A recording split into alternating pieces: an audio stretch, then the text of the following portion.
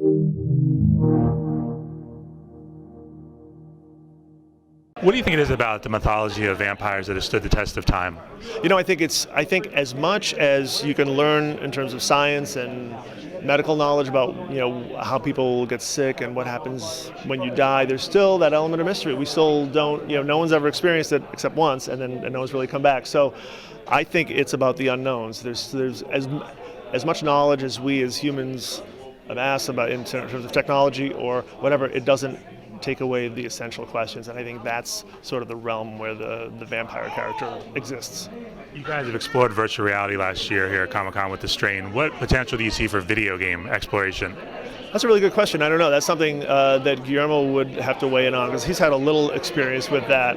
I think it would be super fun. I mean, I think we're really creating a world, a sandbox that would be a lot of fun to explore. And there'd be a story there, which I always find most compelling in these video games, a good underlying story that you can have fun in. So, yeah, I think the potential is there, for sure. Having explored virtual reality, what potential do you see for that as a further expansion? It's so tricky. I don't know. I kind of love it. At the same time, it's that story element. I think there's a push-pull, and it's a good problem to have, is how much control do you give to the viewer in terms of what doors to open, and how can you push them as a storyteller into the best story possible. So I think we're still figuring that out, and I'm not saying it'll get figured out, but that exploration really interests me. And speaking of pushing, how are you pushing things forward with Season 3?